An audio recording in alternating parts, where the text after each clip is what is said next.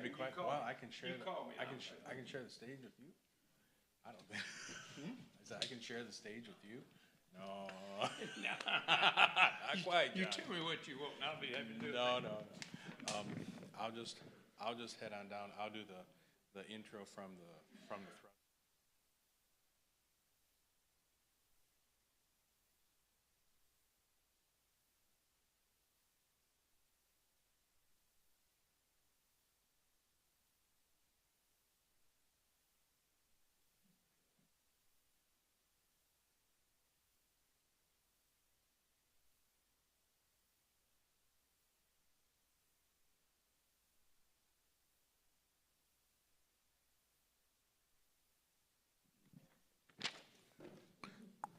Well, good afternoon, everyone. I'm John Mann, Director of Education for Lakeside, and for this year, we're exploring the different cultural and geographic regions of the United States. And this week, for week 7, is the South. And we are fortunate to have Bobby Horton with us today for 2 themes. His session this afternoon is Songs and Stories of the Civil War, which will evoke us the pride, bravery, and patriotism of the volunteers who answer the country's call. Bobby Horton is a multi-instrumentalist, composer, producer, and music historian. He has combined his love of music with his interest in history to be able to offer us insight into the lives and times of those involved in the Civil War. Bobby has produced and performed music scores for 20 PBS films by Ken Burns, including the Civil War and baseball, 2 films for the A&E Network, and 21 films for the National Park Service. And then this evening at 7:30 will be another session with Bobby, which will be, and the focus will be patriotic songs. I do ask if you please mute your cell phone ringers if you haven't already. And without further ado, Bobby Horton.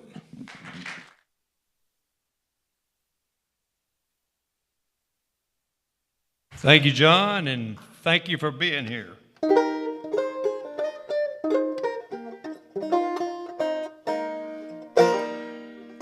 In the Army of the Union, we are marching in the van, and we'll do the work before us if the bravest soldier can. We will drive the rebel forces from their strongholds to the sea, and we'll live and die together in the Army of the Free. In the Army of the Free, the Army of the Free. We'll live and die together in the Army of the Free.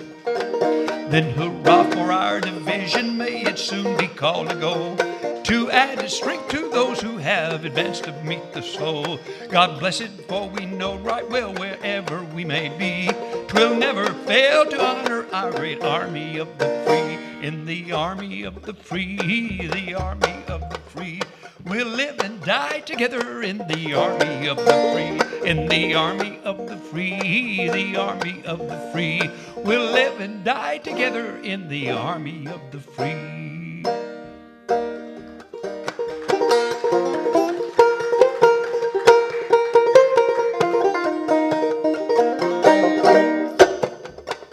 The Yankees came to Baldwin, they came upon the rear. They thought they'd find old Abner wasn't there. So lay $10 down, or 20 if you choose, for I can lick the Yankee who stole old Abner's shoes.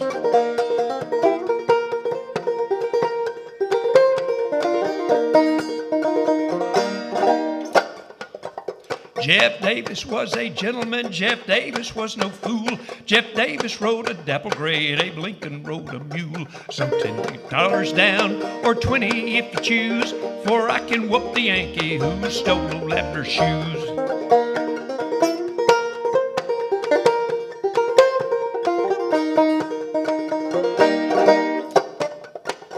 The Yankees took me prisoner, they used me rough as true.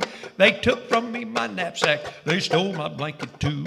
So lay $10 down, or 20 if you choose, for I can take the hide off a Yankee who stole old Abner's shoes. So lay $10 down, or 20 if you choose, for I can whoop the Yankee who stole old Abner's shoes.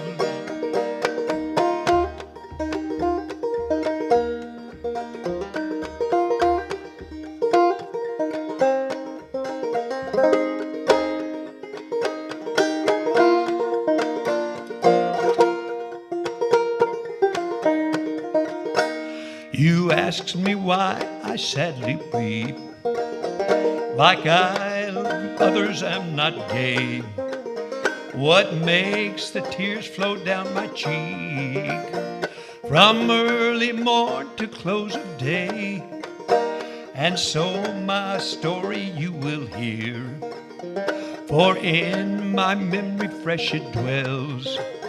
'Twill cause you all to drop a tear on the grave of my sweet Katie Wells. The birds were singing in the morning, the roses and the ivy were in bloom. The sun o'er the hilltops was dawning when we laid sweet Katie in her tomb. Now, Johnny House turned 16 years of age in 1864, and his father finally relented and said, yes, you can go join the Army. And when I say he joined the Army, he joined the Confederate Army because he lived in eastern North Carolina. And he was immediately sent to Fort Fisher. Now, Fort Fisher was a fort that was guarding the very important harbor at Wilmington, North Carolina. And when Johnny House joined the Army, there were only 2 ports left open to the Confederates. The Union had captured all the others and blocked them. So there's only 2 ways for the South to communicate with the world, and that was through Mobile and Wilmington. And in August of 1864, Mobile fell, and Fort Morgan was taken, Mobile fell, and the only one left, Wilmington. So the pressure is on Johnny House and his compatriots. Now, the Union had sent many boats into the harbor there, and they were constantly 24/7 raining shells on those poor fellows at Fort Fisher, where Johnny House was. And you had General Sherman's coming up from the south, and he's got over 100,000 effectives. And the rumor is, and it was among the people that were stationed at Fort Fisher, that every one of those fellows has that Spencer repeating rifle that, you know, you load it and you fire it 7 times without reloading again, which is huge on the battlefield in 1864. Well, with all the shelling and General Sherman getting close, Wilmington finally fell because Fort Fisher had to surrender, as most people knew it would. Now, apparently, when Johnny House got to be an old man, he was quite the storyteller, because someone recorded in a diary what Johnny House said at this gathering that he heard. And this is apparently what Johnny said, according to this thing I read from this fellow. And he said, Johnny was quite elderly at the time, and I could just hear him saying this. He said, well, a lot of people think that Fort Fisher fell because of all those Union gunboats out there in the harbor throwing in shells day and night. He said, that wasn't what did it. No, it wasn't what did it at all. And a lot of people think it's because General Sherman is coming from the south with 100,000 men, and every one of them have that new rifle that you load on Sunday and you shoot it all week. That wasn't the reason at all. Not at all. He said the real reason Fort Fisher fell, said in between shellings, this Johnny Reb put down his gun, he jumped up on the parapet, and he sang Katie Wells. And when he finished singing Katie Wells, every Johnny Reb took their gun and they put it on the ground and started where they could rub the tears out of their eyes. And that's when General Sherman made his attack. And that is the reason that Fort Fisher fell, according to Johnny House, in about 1880 something. Anyway, when I read that story, I said, I have to find the song that was popular then, Katie Wells. You've heard the first verse. This one is the last. My memory recalls the way we wandered through the woodland dells. I kissed her cheek and named the day when I would marry Katie Wells. But death came to her cabin door and stole from me my joy and pride. And when I knew she was no more, well, I laid down my banjo and cried. The the birds were singing in the morning, The roses and the ivy were in bloom. The sun o'er the hilltops was dawning when we laid sweet Katie in her tomb.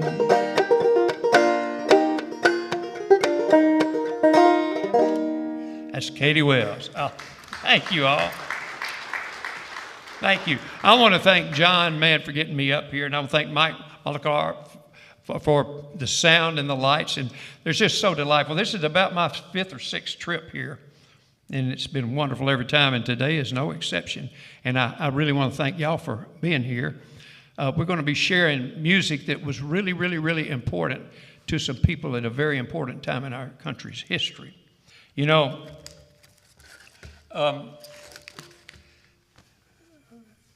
if you think about it, we're blessed to have in our country's history, every time our rights, liberty, or safety are threatened, good people have always come to the fore. And that's the reason we're still here.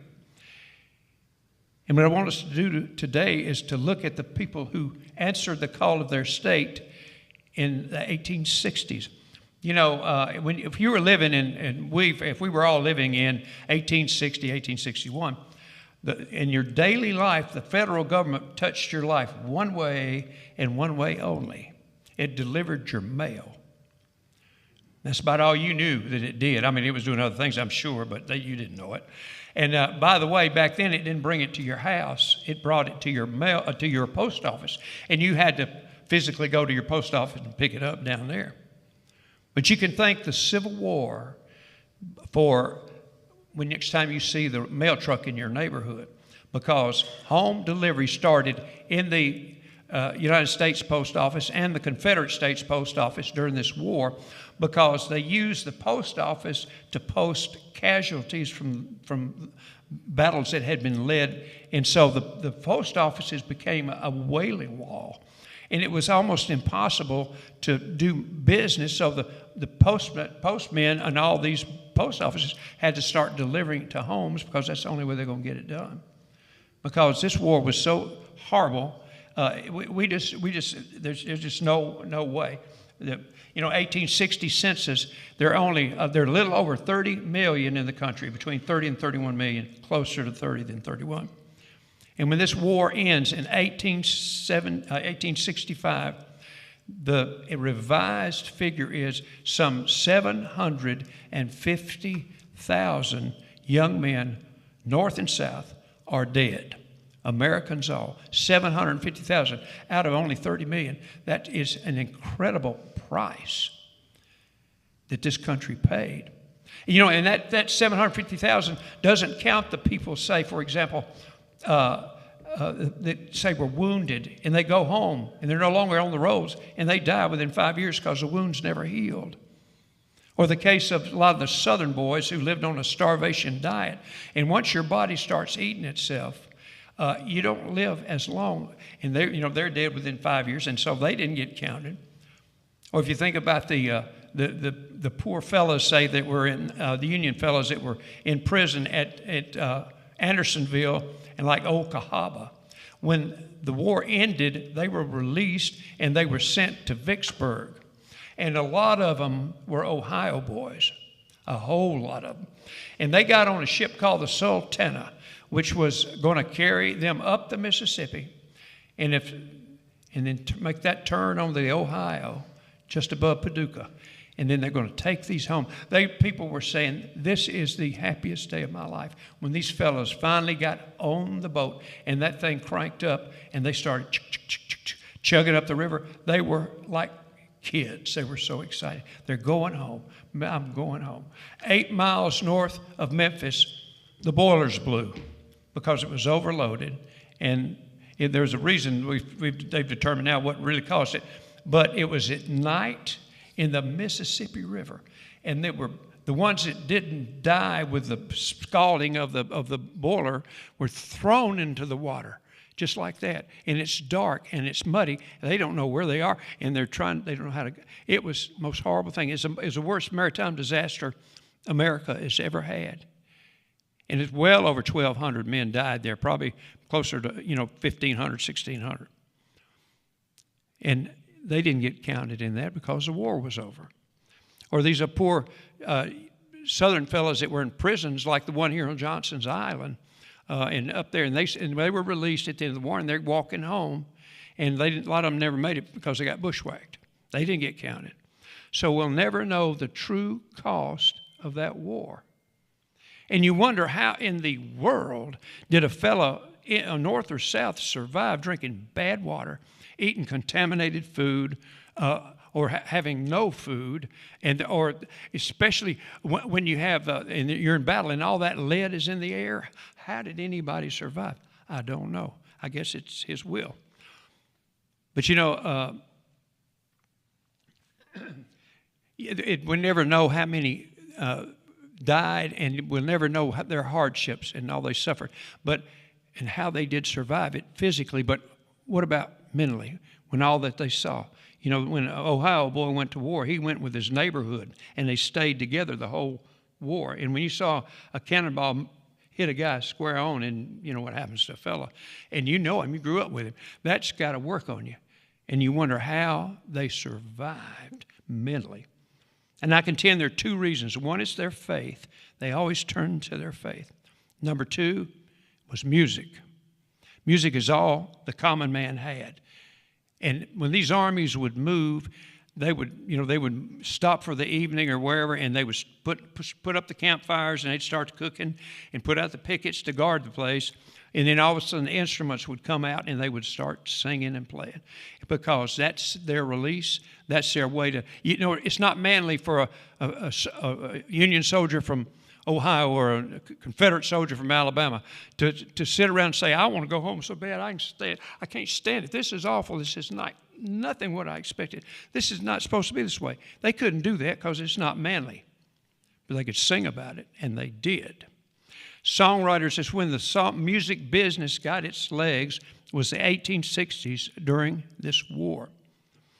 It's got its legs, and it's been estimated by some historians that as many as 3,000 new songs were written, copyrighted, and published and offered for sale in sheet music in 4 years. In the North, 3,000 titles. And in the South, it's almost 1,000 down there. But there would have been more, except New Orleans falls early in the war, as does Memphis and Nashville. And they weren't their publishing houses. Or there would have been more in the South. So it shows you the importance of music to Americans at that time.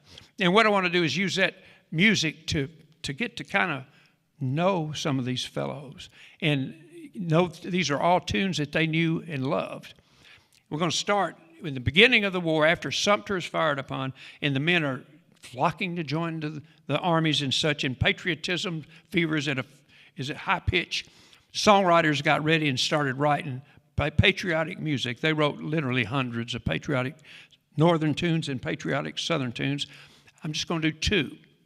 I'm going to start with Dixie because it's the most common. It was Abraham Lincoln's favorite song, and y'all probably know that story. But it was written by a Southerner, correct? No.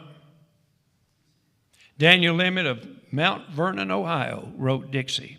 And he wrote it after the Southern Confederacy was formed, correct? He wrote it in 1859, which was 2 years before the Confederacy was formed down in Montgomery, the Confederate government. But he did premiere in a southern city, surely. If New York is a southern city, he did. But that's where it was premiered in a theater in New York. It was written as a happy song to be sung between acts of a minstrel show or a variety show. And it was beloved. People just love this tune. And if you analyze Mr. Emmett's words, it's about a man basically who married a woman because she had a lot of money. And that's a lousy fight song for the South, So a fellow from Arkansas wrote these words that took Mr. Emmett's melody, and they called it Everybody's Dixie, and it went like this.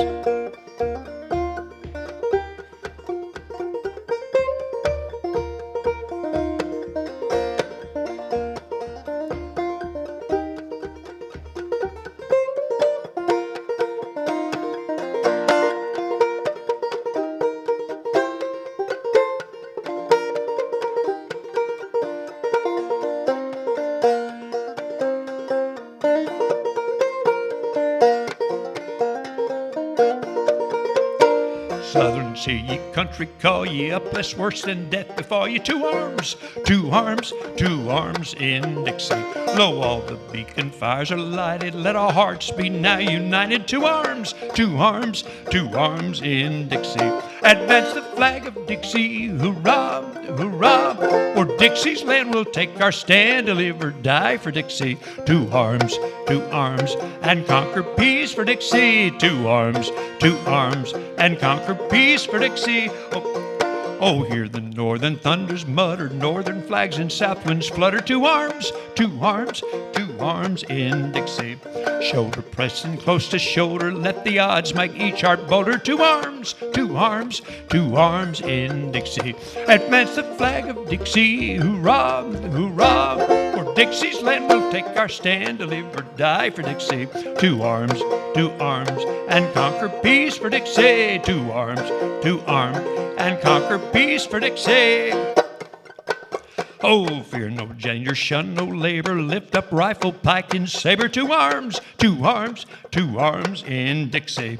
Shoulder pressing close to shoulder, let the odds make each heart bolder. Two arms, two arms, two arms in Dixie. Advance the flag of Dixie, hurrah, hurrah.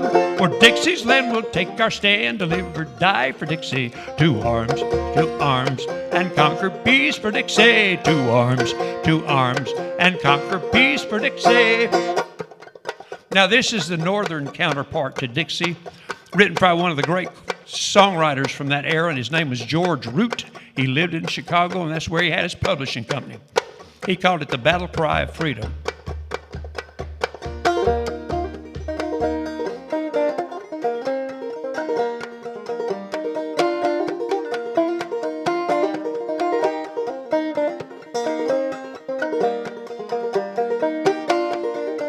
Yes, we'll rally round the flag, boys, rally once again, shouting the battle cry of freedom. We will rally from the hillside, we'll gather from the plain, shouting the battle cry of freedom. The Union forever, hurrah, boys, hurrah.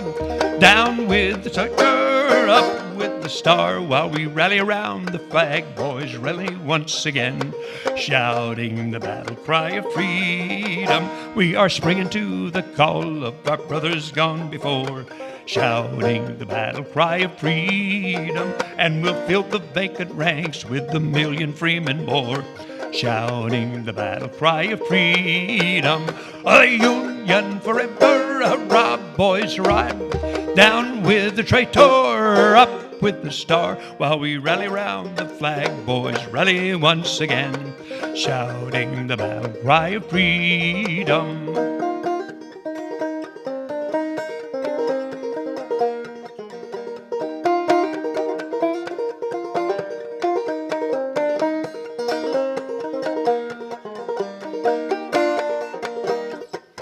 We are springing to the call from the east and from the west, shouting the battle cry of freedom, and we'll hurl the rebel crew from the land we love the best, shouting the battle cry of freedom. The Union forever, hurrah, boys, hurrah. Down with the traitor, up with the star, while we rally round the flag, boys, rally once again, shouting the battle cry of freedom.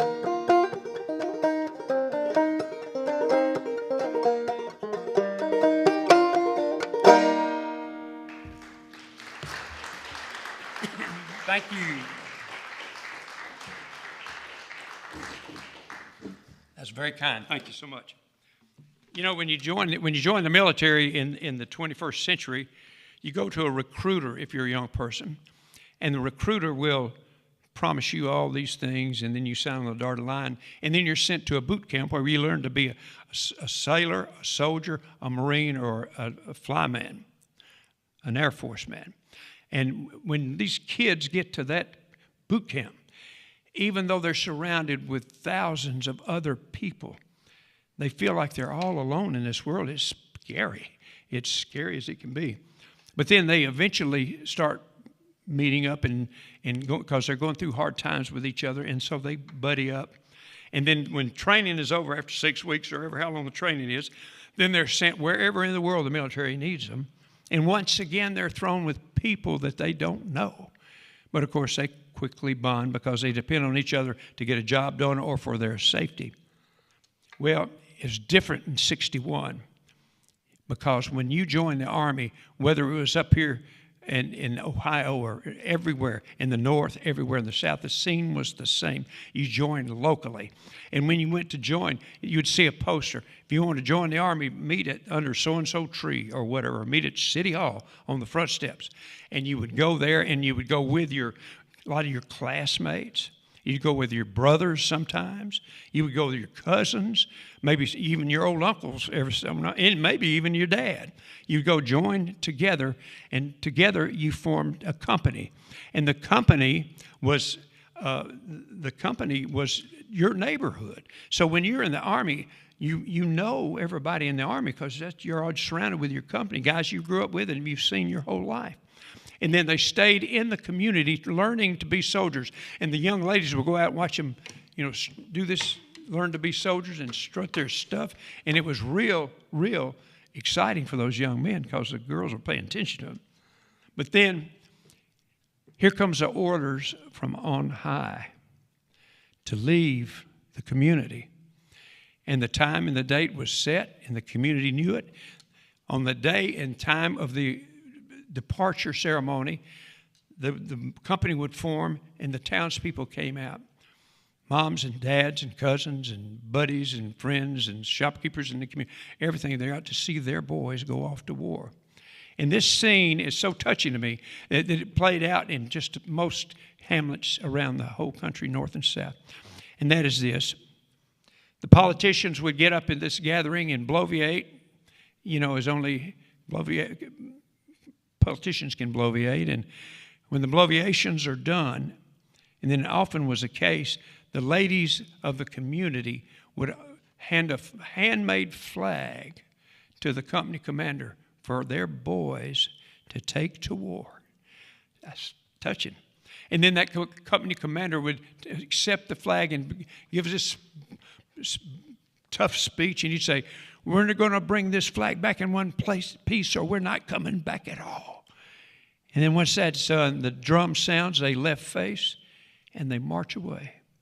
And most kids had never been more than 12 miles from home. The furthest they'd probably been, most of them, was to the county seat, wherever that was. 12 miles from home. And they're marching out of the community to the tears of moms and dads and everybody. The community is watching them go away. And in the ranks, they're excited, but it's hitting them, saying, "Man, I'm leaving home. I don't know where I'm going. I don't know if I'll ever see it." I mean, all this is hitting, and so there are tears in the ranks as they march away.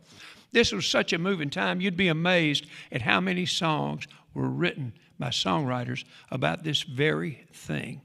And they're all mostly wonderful. I'm going to do two. The first one is a Union leaving home song that is so well written and it's so explanatory.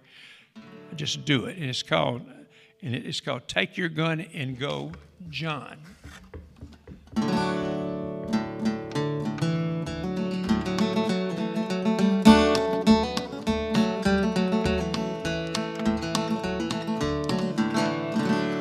Don't stop a moment to think, John, our country calls you go. Don't fear for me, nor the children, John, you know. Leave the corn upon the stalk, John, the fruit upon the tree, and all our little stores, John, yes, leave them all for me. Take your gun and go, yes, take your gun and go. For Ruth can drive the oxen, John, and I can use the hoe. The army's short of blankets, John, then take this heavy pair. I spun and wove them when a girl and worked them with great care. A rose in every corner, John, and there's my name you see. On the cold ground it'll warmer feel because it's made by me. So take this gun and go, yes, take your gun and go. For Ruth can drive the oxen, John, and I can do the hoe.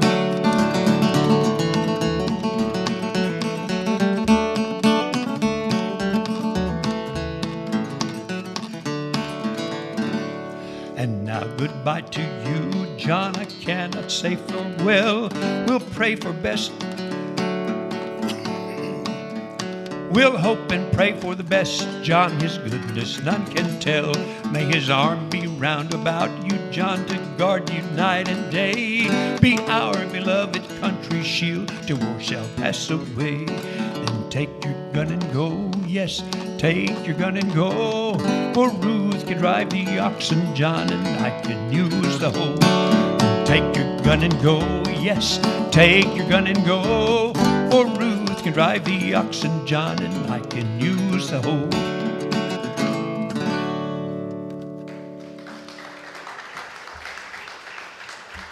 Isn't that a nice tune? This is one from the South, and I chose this one because it was never published or anything. It really wasn't written down. It was written or made, let's say it's made up in the mountains somewhere of the South, or East Tennessee, Western North Carolina, Southwest Virginia, or North Georgia, somewhere around in there. We never know. We don't know where and who did it. But this was sung, and it was sung a cappella, and it was passed down from, in the oral tradition. And so that's how it came to us these days. And it's called The Southern Soldier, for lack of a better name. I'll place my knapsack on my back, my rifle on my shoulder. I'll march away to the firing line and kill that Yankee soldier. I'll bid farewell to my wife and my child, farewell to my aged mother, and go and join in the bloody strife till this cruel war is over. If I'm shot on the battlefield and I should not recover, oh, who will protect my wife and my child and care for my aged mother? And if our Southern cause is lost and Southern rights denied us, we'll be ground beneath the tyrant's heel for our demands of justice. If I must die for my home and land, my spirit will not falter. Oh, here's my heart and here's my hand upon my country's altar. Then heaven be with us in the strife, be with the Southern soldier. We'll drive the mercenary horde beyond our southern border. We'll drive the mercenary horde beyond our southern border.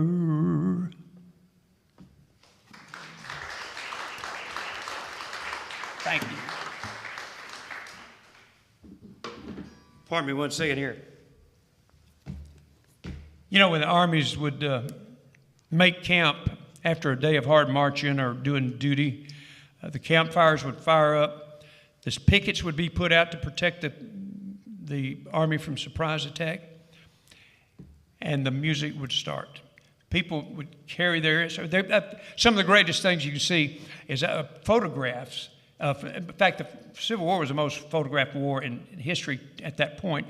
That literally thousands and thousands of photographs were taken, and they're beautiful because they're black and white, and it was a thing of beauty to watch it. But by the way, in that photography where the photographer would open the lens like this, and you had to, we wonder why they're never smiling, because they had to stand there for 13 seconds.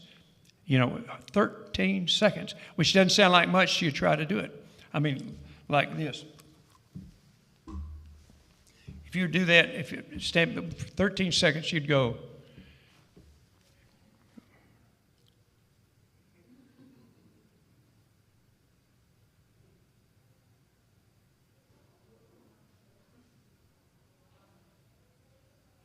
That's why they never smiled in pictures, because that's hard to do. And Miss America can, because they put something on their teeth or something to keep their lip up. But anyway, that's why they never smiled in these pictures. And It is incredible to see. And they took all kinds of, my favorite that I've ever run across were scenes of Army camps. And you'll have on the periphery some musicians standing there in a straight line, and they're holding instruments, a variety. Like you'll see a picture with a banjo next to a guy with a fiddle, next to a fellow with a guitar, next to a fellow with a cornet, next to a drummer, or mandolin, or concertina. In other words, the rule apparently was if you can play it, you brought it. And it was a wonderful thing. To show the importance of music. Now, campfire music was very important, and I'm going to do a song that was probably, the fellow that was maybe the music lovingest man of either army would have been Jeb Stuart, who was General Lee's commander of cavalry for the Army of Northern Virginia. He loved music so much that he would be often heard singing during battles. Singing just at the top of his voice. In fact, he heard that a guy named Sam Sweeney was in the Army. Sam Sweeney was the brother of the man named Joel Sweeney, who in 1831 had taken the African banjar, added a fifth string to it, and took it out into the world for people to hear. And he taught Sam how to play. And Jeb Stuart knew that Sam was in the ranks, so he went and got him and made him a staff officer so he could have banjo music around the campfire. There was a man of mixed race, and his nickname was Mulatto Bob, who was apparently a wonderful fiddle player, and he also could handle bones in both hands at the same time. And Jeb went and got him, made him a staff officer as well. So they had fun music around camp. Now they wrote a song around the campfire that they used to recruit people into the cavalry. And so it's called Join the Cavalry. It's based on a successful raid that they did in 1862 up in Pennsylvania. And it goes like this.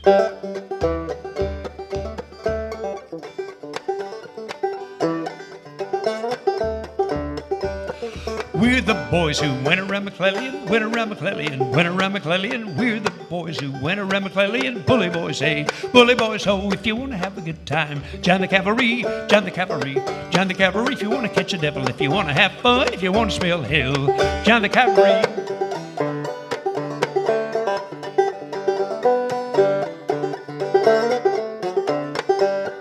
We're the boys who crossed the Potomac, crossed the Potomac, crossed the Potomac. We're the boys who crossed the Potomac, bully boys, hey, bully boys, ho. If you want to have a good time, join the cavalry, join the cavalry, join the cavalry. If you want to catch a devil, if you want to have fun, if you want to smell hell, join the cavalry.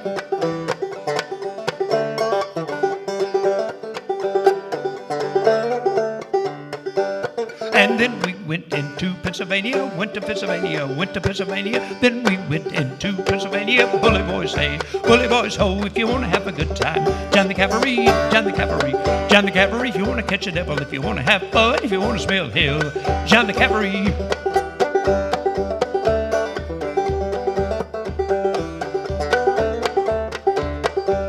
Then the big fat Dutch gals hand around the radium, hand around the radium, hand around the radium. The big fat Dutch gals hand around the radium. Bully boys, hey, bully boys, ho. If you want to have a good time, join the cavalry, join the cavalry, join the cavalry. If you want to catch a devil, if you want to have fun, if you want to smell hell, join the cavalry.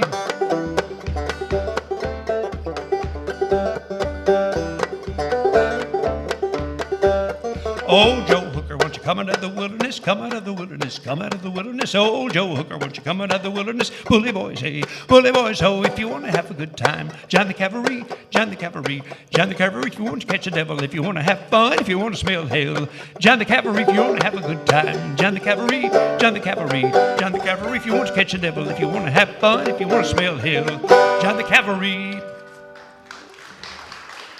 Thank you.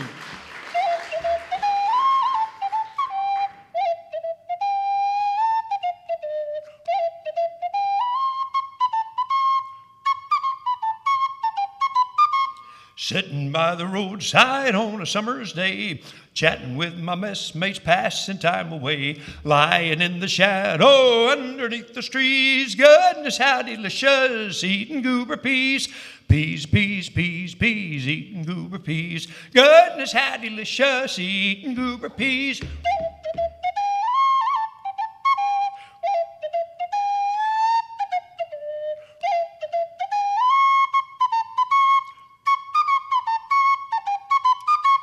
When the horseman passes, the soldiers have a rule to cry it out their loudest, Mister, here's your mule. But another pleasure enchantinger than these is swearing at your grinders, eating goober peas. Peas, peas, peas, peas, eating goober peas. Goodness, how delicious, eating goober peas. How many of you know what a goober pea is? Anyone? It's a peanut. It's a peanut. G-O-O-B-A-H, gooba. P-I-N-T-A, gooba. Pinta means peanut in the Gullah language. Now, Gullah is a language that was spoken by black folks in the low country of South Carolina, around Charleston, that area there. And they would come into Charleston, they'd be talking about goober pintas, and all the Charlestonians heard was goober pea. And that's where that came from. Now, I realize that's not interesting, but it's true.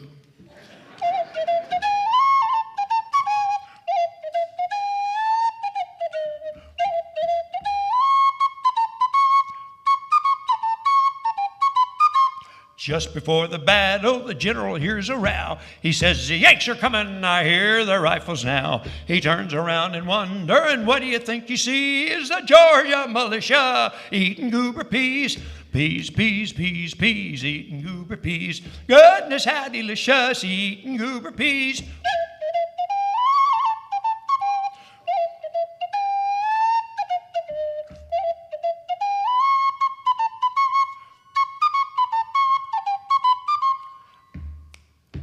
I think my song has lasted almost long enough. These subjects interesting, but rhymes are mighty rough.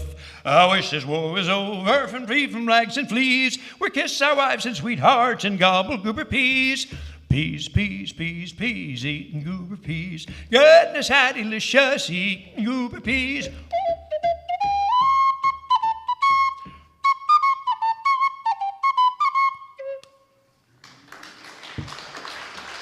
Thank you. Now, the song that's probably this was the most popular song written during this war, and it quickly became a favorite around the campfire. It was written by a fellow named Henry Clay Work. Now, Henry Clay Work lived up in New England, and he was a devout abolitionist. He did not like the South. He didn't like Southern, didn't like anything about the South. In fact, even on a cold New England morning, a warm wind from the South was probably not welcome by this man. But anyway, he was a great, great songwriter. And he was writing a song that he'd had several hits already. The way you bought music back then was you actually buy sheet music. Obviously, they didn't have recording artists because they didn't have recordings. But that's how the judge how successful a song is. Now, he based this. He set out to write a song about an anti-slavery, anti-Southern tune, and he achieved more than he ever could have imagined. Because by the time he had finished writing, it was actually right back in the second verse, when he was still writing there, the first subscription of this song had already sold out. That's how popular he was. And he based it on, in the Jubilee is from Leviticus, and it was when slaves and prisoners would be freed, debts would be forgiven, and the mercies of God would be abundant. By the way, in the 19th century in the Southland, they called Jubilee, instead they called it Jubilo. And this song is called Kingdom Coming, or the Year of Jubilo. This song was, when it first came out, the North loved it. And it crossed the Mason-Dixon. And some historians say it was more popular in the Southland than it was here, even though it was slamming them.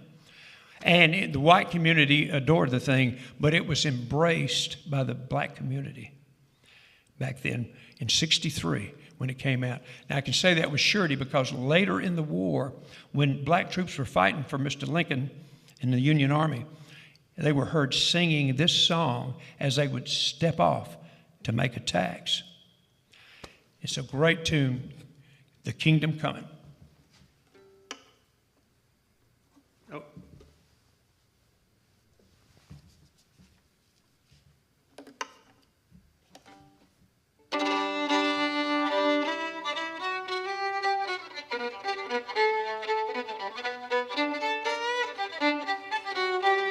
Say, black folks, have you seen the massa with his mustache on his face?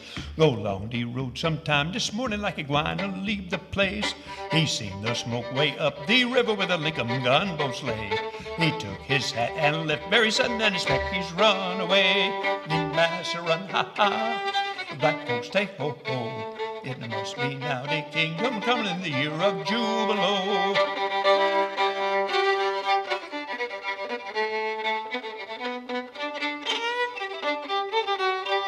He's 6 foot one, weighed 2 foot the other, and he weighed 300 pounds. His coat so big he couldn't pay the tailor, and it won't go halfway round. He drills so much they call him Captain, and he gets so dreadful tan. I expect he'll try and fool them Yankees, for they think he's contraband. Them massa run, ha ha, black folks stay ho ho. It must be now the kingdom coming in the year of Jubilo.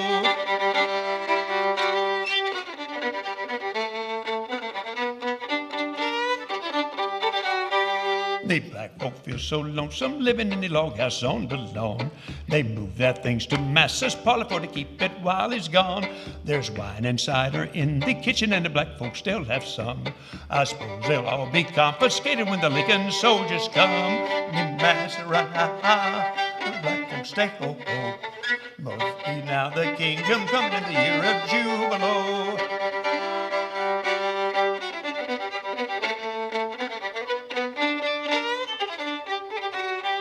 The overseer, he gives us trouble and we drive him round to spell. We lock him up in the smokehouse cellar with the key thrown down the well. We whip his lost, he handcuffed, broken, and the master'll have his pay. He's big enough, old enough, ought to known better than to up and run away. The master run, ha ha, the black folks stay ho ho. It must be now the kingdom coming in the year of Jubilo.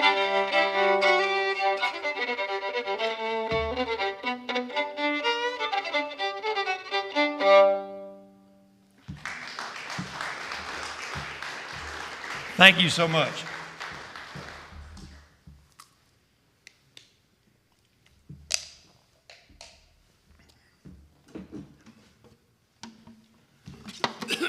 Now, the first major battle of this war was just south of Washington near Manassas, Virginia.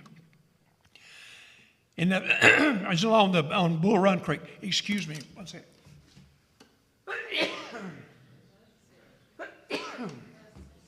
You know, those of us with allergies, when you travel, you go into a new area and they got different pollens. I'm sorry, please excuse me, I'm sorry about that. But it's July 21 of 1861 when the first battle was fought, and it was a surprising Southern victory. And the Union, you know, they were just learning to be soldiers, both sides, really and truly. And when the attack started to falter, the Union boys started getting back to Washington as quick as they could go. And the South didn't follow them, which, you know, later in the war they would have, because they weren't really soldiers. They were both soldiers, well-intentioned, patriotic young people on both sides. But when the Union Army got back to Washington, the commander of their army, General McDowell, was released, and a young fellow named George B. McClellan was put in his place. And everybody pinned their hopes on him. They were calling him the young Napoleon. And he started having his pictures made like this.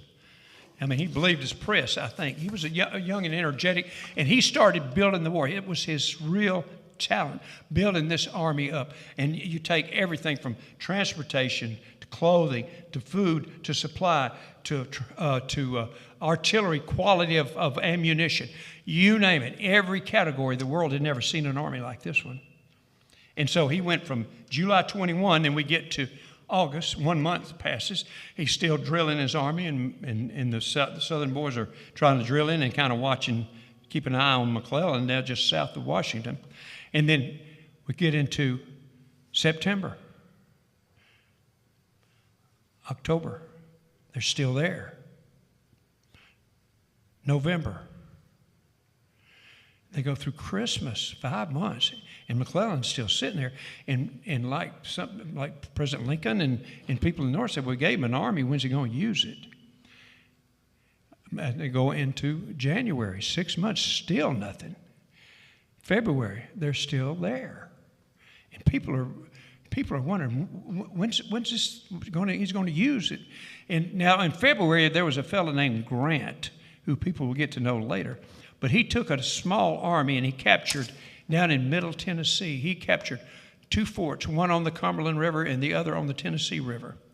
And when he did so, that opened up both those rivers to get to Nashville, to where the Confederate capital was, and they could bombard the city and capture the city with gunboats. Well, because they'd captured those 2 forts, the Confederate government fled Nashville. And so there was one capital in the South that was no longer in possession of the South. So he was doing some good stuff, but there's McClellan's still sitting there, and there people are saying, well, hey, maybe this war is over. I don't know. But he moved, this Grant fella in the 7th month moved from down there. He went to a place called Pittsburgh Landing on the Tennessee River, a beautiful, beautiful spot. It's a high bluff overlooking them. You can see the Tennessee coming this way, and it swings around and heads off that way, heads back to the north. It's the only river in North America that flows downstream up north in a northerly direction. But it does that there. And so he started working his army, building his army, and drilling them, and he's waiting on a group of soldiers, about 36,000, to come from Kentucky under a fellow named Buell. And when Buell gets there, he's going to go south 25 miles to Corinth, Mississippi, because Corinth is important to the South because it's a crossroad. 2 major lines meet right there together, and this is why they call it the Corinth Crossroads. Now, Grant is going to try to destroy that because, the Confederates use those tracks to move men and materials wherever it's needed in the deep South. Well, the commander there knows exactly what Grant is about. And so he starts building his army in Corinth, and he plans and he marches north because his spies told him that Buell's on the way and you better do something now or you're not going to have another shot. So he moved, and he got there. It took them 3 days to get there because they weren't really an army yet either. And it was muddy, it had been raining. But on the morning of April 6th, a Sunday morning, on the Confederate right, left, in the Union right, his army hit there first, near a little church called the Shiloh Meeting House, and it was a little church in the Piney Woods there in North Mississippi. And ironically, Shiloh is biblical, meaning place of peace, but it was anything but peaceful there for 2 days. On April 6 and 7. And the initial attack was pushing the Grant's army back towards the river, like he might be either cut off from Pittsburgh Landing or just pushed into the river. It was looking bleak for General Grant. But there was one spot that was holding, and it's now known as the Hornet's Nest. So Albert Sidney Johnston, the commander of the whole theater down there, the whole Western Theater of Operations, rode over to where these attacks were taking place and helped send men in and feed them in at the right time, this sort of thing, to try to take out that one position. And so he was, as he'd ridden over there, he saw 2 dreadfully wounded Union officers, and he asked his personal physician, he said, would you please try to help those poor fellas? They need your help. And so he stopped and went there. So when General Johnston was on his horse, he was helping, and all of a sudden, zip, there was a bullet that caught him right behind the leg. It stung him for a minute, but he said, I'm okay. And so he kept doing his job, sending in troops. And all of a sudden, he did it successfully until his boot filled with blood, and he toppled from his horse dead because he had bled to death. It had cut an artery, but he didn't know. A simple tourniquet would have saved his life, but his physician was helping enemy officers. So that's the way history is. It's just fascinating. It truly is. Well, the Hornet's Nest broke, and General Prentice with his men were captured. And then Beauregard took over that afternoon and said, we'll finish General Grant in the morning. We'll need to reorganize. And during the night, here comes Buell. He was coming across Tennessee. He got there just in the nick of time. The next day, the Confederates made their assault thinking that's going to be it, and they were stopped. And they pushed back. Eventually, they went all the way back to Corinth. But General Grant didn't follow. Because you see, in that 2 days of fighting at the place of peace, there are some 23,800 Americans, North and South, that were killed, wounded, or missing. 23,800 in 2 days. Now, if you to put it in perspective, if each of these young men were to rise up and form a line, and they used to, back then, you'd go shoulder touching shoulder. And if they were to form a line, all 23,800 Union and Confederate boys, once they form their line, if you decide to walk that line to look in their eyes, you're going to be walking for almost 6.5 miles. That's how many 23,000. The country was stunned. Oh, I've never seen anything like this. People just knew that this thing had all of a sudden spun totally out of control, and only God above knows where it's going to end. Well, there was a fellow that got back to Corinth. He was a Confederate soldier. He was from Texas. His name was M.B. Smith. He was in Company C of the 2nd Texas Volunteer Infantry. When he got there, when all the sights and sounds or the smells and the surrealness of everything hit him real hard, and he sat down and wrote this song. And when I do this, these are the words of just a common old soldier that was caught up in somebody else's whirlwind. And he called it the Battle of Shiloh Hill.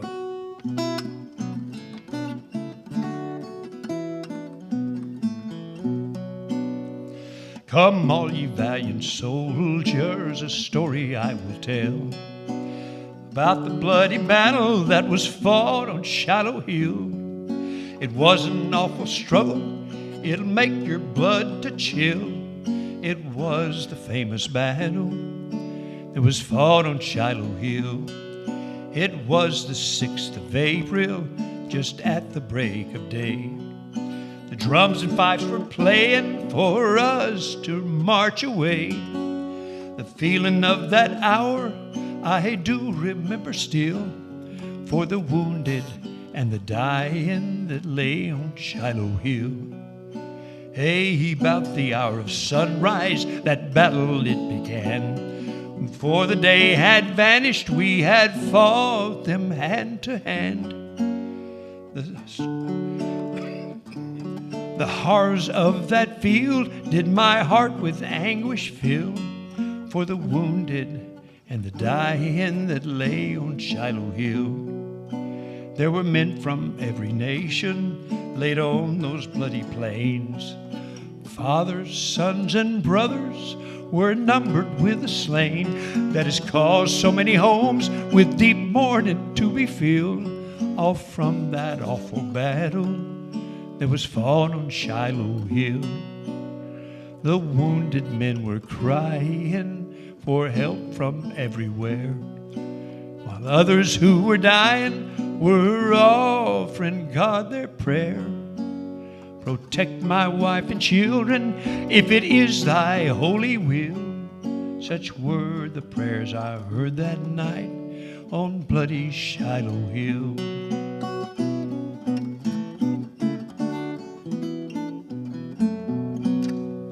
And early the next morning we were called to arms again, unmindful of the wounded and unmindful of the slain. The struggle was renewed and 10,000 men were killed. This was the second conflict at the famous Shiloh Hill. The battle it raged on, though dead and dying men lay thick all over the ground, on the hill and on the glen. And from their deadly wounds their blood ran like a rill. Such were the awful sights I saw on bloody Shiloh Hill. Before the day was ended, that battle ceased to roar, and thousands of brave soldiers had failed to rise no more. They left their vacant ranks for some other ones to fill, and now their moldering bodies all lie on Shiloh Hill.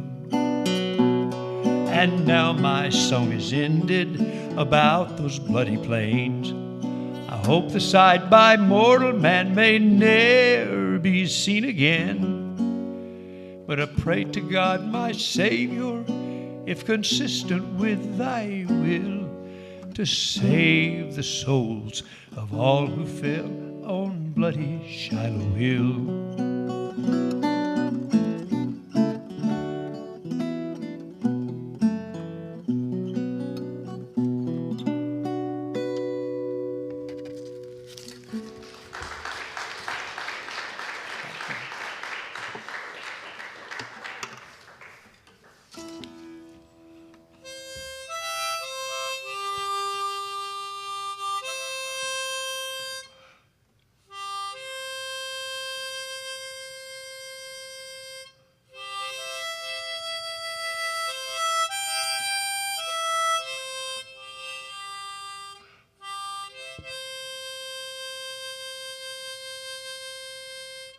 Oh, Brother Green, do come to me, for I am shot and bleeding, and I must die no more to see my wife and my dear children. That southern foe has laid me low on this cold ground to suffer. Dear brother, stay, put me away, and write my wife a letter. Tell her I know she's prayed for me, and now her prayers are answered, that I might be prepared to die if I should fall in battle. Go tell my wife she must not grieve. Go kiss my little children, for I am going to heaven to live, to see my dear old mother. Dear Sister May, she's gone there too. She lives and reigns with angels, and Jeff, my son, who died when young, I know I'll see their faces. Go tell my wife she must not grieve.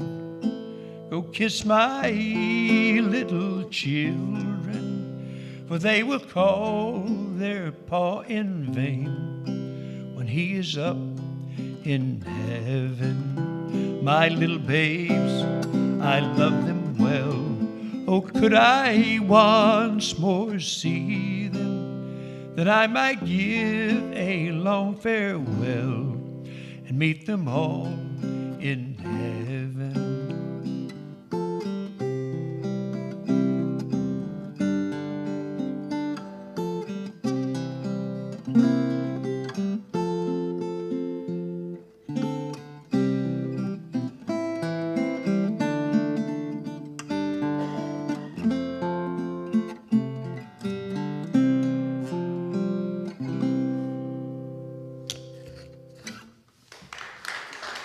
Thank you. I got quickly do two more tunes for you, if I might. Selma, Alabama played a big role during the civil rights movement of the 1960s, but it played an equally important role nationally in the 1860s. For this reason, there were arsenals and armories along the Alabama River. And in those arsenals and armies, they produced everything a Confederate soldier would need in the field, with the exception of food and clothing. It was a very successful place. In fact, they even made gunpowder. Now, the primary ingredient in gunpowder in the 1860s is potassium nitrate. The compound is KNO3 if you're chemistry minded. It's also known as saltpeter, but the most common name for it is niter, N-I-T-R-E. There's a fellow stationed in Selma who was what was considered a niter agent. This Confederate officer had one duty and one duty only, and that's to gather niter from the manufacture of gunpowder. And his job was relatively easy in the early part of the war because niter is commonly found in caves. Bats love to sit around and drop niter on the floor after it sits there enough time. And so his job was easy at the first because there were so many caves along the Alabama River there by Selma. Well, as the war goes on and on and on, then the demand for powder goes up, up, up, up. Those niter caves start playing out. So he learned he has to have another source. And he learned, somehow he learned that you could take human waste. Now, not all human waste, but human waste is affiliated on the school playground with the number 1. Is that around here? Is that pretty, everybody got me? Are you with me? Well, and I was on the Delta Queen steamboat, and I just done my program, and a chemist came out and said, not all number 1. I said, really? He said, female number 1. I hope we're learning something here. Well, somebody thought that was, it said, how about that? And he put together these posters. And so John Harrelson put them around Selma and around the environs there in Dallas County, Alabama. And this poster said, in essence, ladies of Selma, please do not throw away the contents of your chamber pots, as we will send wagons around to collect the contents thereof. This is for the war effort, signed John Harrelson, CSA, niter agent. Somebody thought that was pretty funny, so they made up a poem, and they sent it into the daily paper there. And, we're talking 64 here, 1864. Not many papers being put out then, but still, Selma's still putting out a daily paper because he's got paper. Anyway, somebody saw that in the paper, and they sent it in. Next thing you know, people are sending in poems, and they were running the things on the paper. One of those versions got put to music, and I'd like to share this Alabama song with you for this true story, and it's called, I think very appropriately, it's called John Harrelson, John Harrelson. And it goes like this.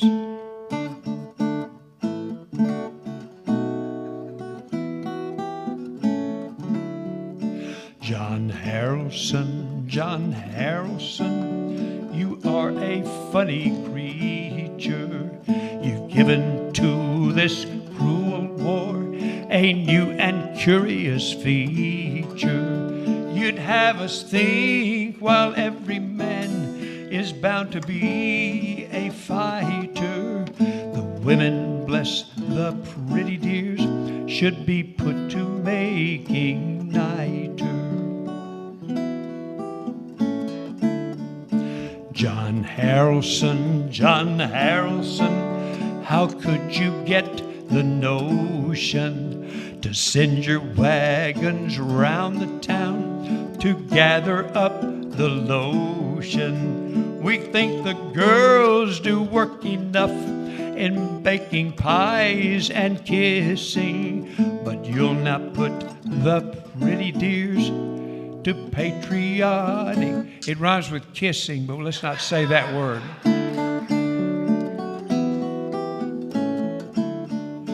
John Harrelson, John Harrelson, could you not invent a meter or some less immodest mode of making your saltpeter? The thing it is quite queer, gunpowder like the cranky, that when a lady lifts her shift, she shoots another Yankee. John Harrelson. John, have I got time for one more? Can I do one more? That'd be all right? One more? Yeah, I want to, first of all, I got to thank you, John, once again for having you here. And I appreciate you so much, and I thank you for coming and spending your afternoon. Normally, if I'm at the house, I take a nap during this time. And I thank you for not doing that, and I thank you for being here. This thing was unbelievable. These men, this was our country, we were fellow countrymen. They had more in common than they did not in common. And that was proven during the war. When an officer wouldn't be around, this privates sometimes, when they were in close proximity, one of them would call a truce, an informal truce, and they would both come out and they would meet in the middle. That happened many, many times. It's documented over and over again. And you could almost hear the conversation between these two. Like the Southern guy, we said most of them Southern were farmers.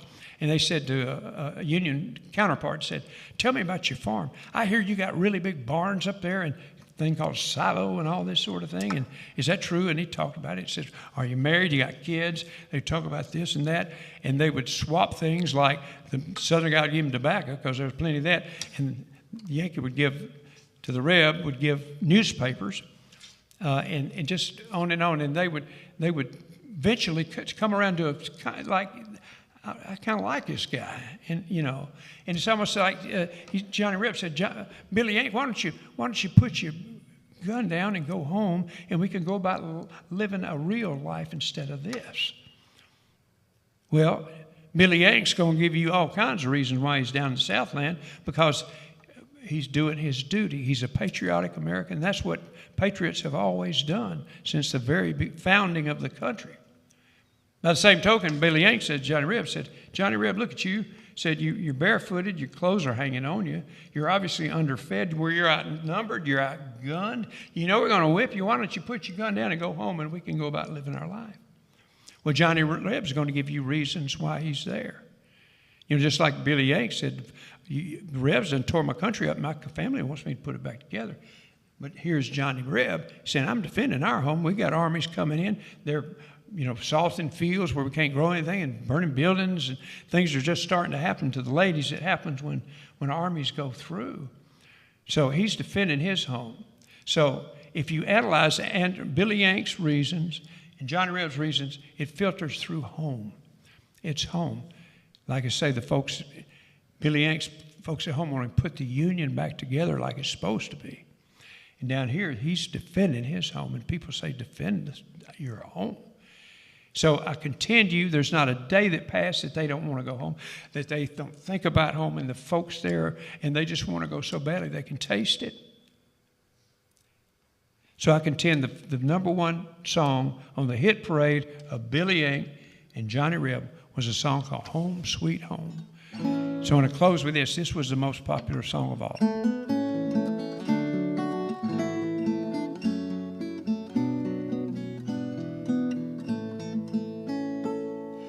Mid pleasures and palaces, though we may roam, be it ever so humble, there's no place like home. The charm from the skies seem to hallow us there. We seek through the world is ne'er met with elsewhere. Home, home sweet, sweet home. There's no place like home, boys. There's no place like home. Be it ever so humble, there's no place like home. An exile from home, splendor dazzles in vain. Oh, give me my lowly thatch cottage again. The birds singing gaily that came at my call, give me them with a peace of mind dearer than all. Home, home sweet, sweet home. There's no place like home, boys. There's no place like home. Be it ever so humble, there's no place like home.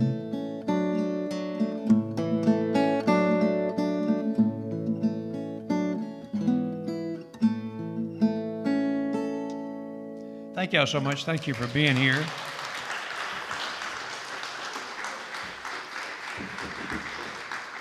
Oh, thank you.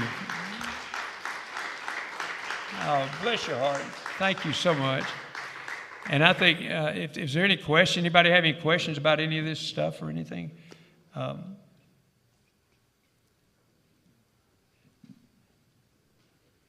Yes, sir. Oh, right. I'm right here, ma'am. Right here. Thank you. How did you find these? Like, were you in attics or archives or talking to old timers? Hey, Mike, could you put that in the monitor where I can hear? I can't. I'm behind the speakers. I can't hear that. Well, I'm sorry. Could you ask me one more time? Is that better? Can you hear now? I'll tell you what. Let me walk out here, and I can probably hear you. Okay. Now I bet you I can hear you right here. Is that better? Can you hear? No. I'll just come ask you. Can everybody else? Anyway, well, I'm sorry. You know, I've been working in the studio since I was 16 years old, and I've blown my ears out with headphones. It's a hazard, I think. Yeah. The question was, Yes, my ma'am. question, how did you find these songs? Oh, Were you in attics or archives or talking to old people? Yes. Okay. They're everywhere. Okay. She said, how do you find those songs? They are literally everywhere. I mean, I found them. I didn't know. I was working on a film in 1984. It was going to do the soundtrack for it, and it was the setting was 1863, Southern Indiana. See, I love this stuff when I was 9 years old because when I'm 9, the centennial hit, and I was raised by World War II guys, and everywhere I went were World War II veterans, and I got them to talk. And by that time, I knew at 9 years of age, history's made by real people. It's made by real people instead of fancy people made history, but the common man, because my daddy was at the surrender of North Africa. He was a medic, and he just happened to get close enough to take a picture of it. And I saw it in a textbook at school, probably 5th or 6th grade, the surrender of North Africa. And I said, my daddy was there. And it hit me. My daddy made history, and people just like him. And so by 9 years of age, I was in the Civil War, and I knew a pretty good bit about the war by 84, because I've been studying it since I was 9 years old. Anyway, the setting was 1863, Southern Indiana, and John Hutton Morgan was a Confederate cavalry guy coming out of Kentucky, and these fictitious people are getting ready for that possible attack. And so, of course, eventually, Morgan took a right and went into Ohio and was captured here. And a lot of you may know that story. But he went into Ohio. But Ohio showed him he shouldn't have come into Ohio, actually. But, so these fictitious characters are getting ready for maybe John Hunt Morgan coming. And I asked the producer, I said, I would really rather, I can make up little tunes, but I'd rather get the real thing, that were these people real, they would know these songs. And I went to the Southern History Room of the Birmingham Public Library. One afternoon, I found over 100 tunes in one afternoon, sheet music. I said, there's something here. And one time I was trying to put together an album. I drove to Jackson, Mississippi. This is before internet now. And I could make photocopies of 2 songs that were there in the Jackson archives. And they let me do that. So you get them. It's amazing. You find them. There's so many reminiscences. You find them in books, back books, and the soldier would write a song, his own creation, said, to the tune of. And so you knew what it sounded like, if it was a common tune. Some of you don't know the tunes, but it might be an old fiddle tune that nobody knows these days. But it's amazing how many places you can find these things. But that's how I got the bug, and that's how I started, knowing to look for them. And it's just fascinating because, like I said earlier, they couldn't moan and complain about things, but they could sing about it. And it's important that they be able to do that. And so I realized all that early on. So.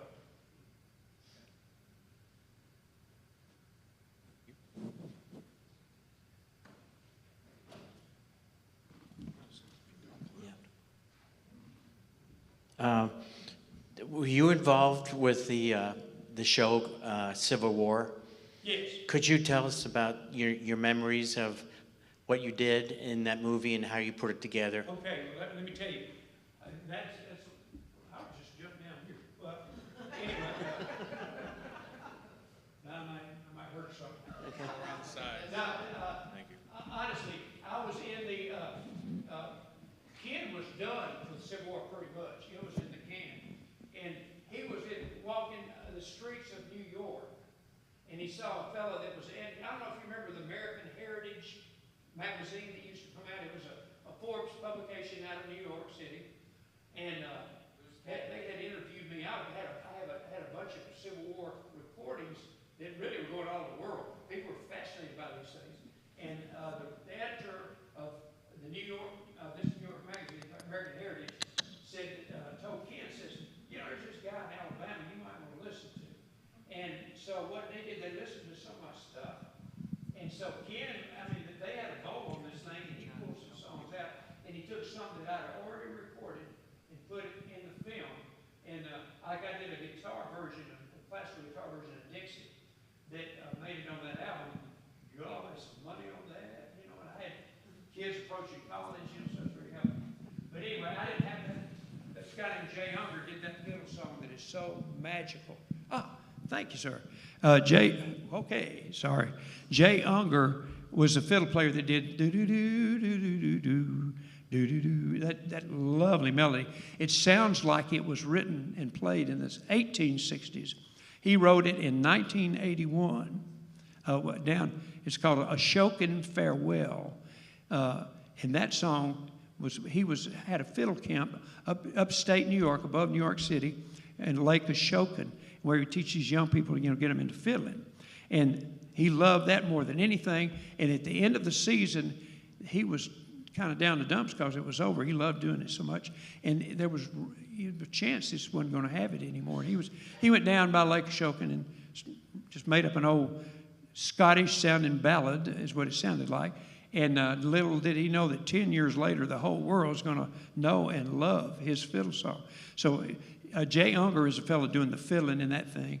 I was mainly playing guitar, but in that one. But after that, Ken called me one time, and he said, could you do a classical guitar version of Take Me Out to the Ball Game? I said, yes, sir. I sure can. I said, Ken, you doing the history of baseball? I said, yep, I'm going to do that. I said, when you start, when's your first, you're going to be talking about? I said, before Lewis and Clark. That was 1803, you know. So early 19th century is when that film starts. And I said, well, you know, you're probably going to need some music from different eras all the way up, because he went from early 1800s all the way through 1980. And so he said, yeah. I said, you're going to need some different styles and everything. He said, yeah. I said, I tell you what I'll do. I'm going to give you what you want. I'm going to do that classical guitar version of Take Me Out of the Ball Game. And then I'm going to give you several other versions, you know, different types. So I took like the classical version, I did that, and I played a string quartet thing. I've got some instruments in my house. You know, I'm lucky my wife, Linda, has been with me 54 years because they're everywhere. But I did like a classical, like a string quartet around that classical guitar part. And then I did like a blues version of it, a southern rock and roll version, an orchestral type sound, big band version of it, an Irish version of it, and just, I forget, well, I did 10 versions, and I sent it and said, this is going to be my audition. And that would have been 91, 92.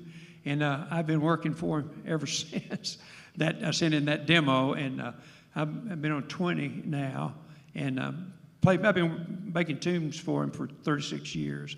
But they're so smart, so sharp. And the guys I've worked with over the years are retiring, so I think I may have been put out to pasture by now.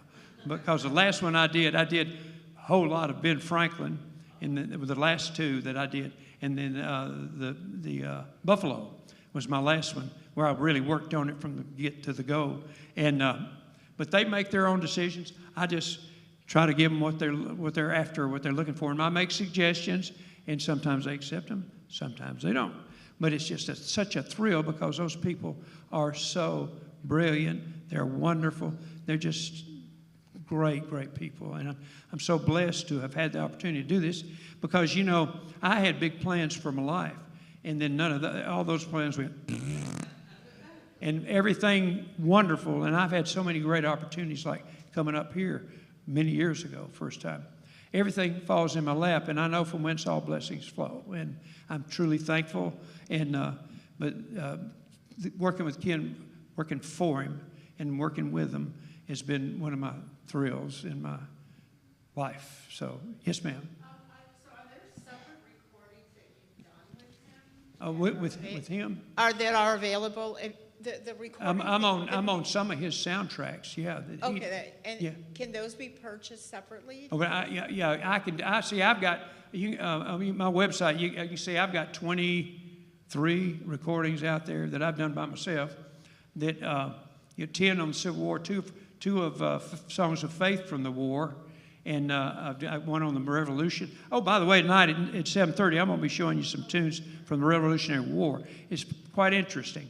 I don't know them well because I'm not, some of them I've just discovered, but it's amazing how important music is. But I'm going to be doing that tonight at 7:30. And tonight I'm going to have to really have my head buried because I don't know them too well yet because I'm old and I don't memorize like I used to. But anyway, they're really interesting tunes. But I've got one on that, an album. I've done an album with that, and I've done a lot of soundtracks. I got soundtracks out there and stuff like that. So BobbyHorton.com, and it's all there. But I've been lucky. I mean, they go all over the world, and I can't believe it. I was going, like Pee Wee Herman, you say, "Hey kids, am I lucky or what?" Thank you very much, Bobby. Thank you. Thank you all. I can't thank you enough for listening to you.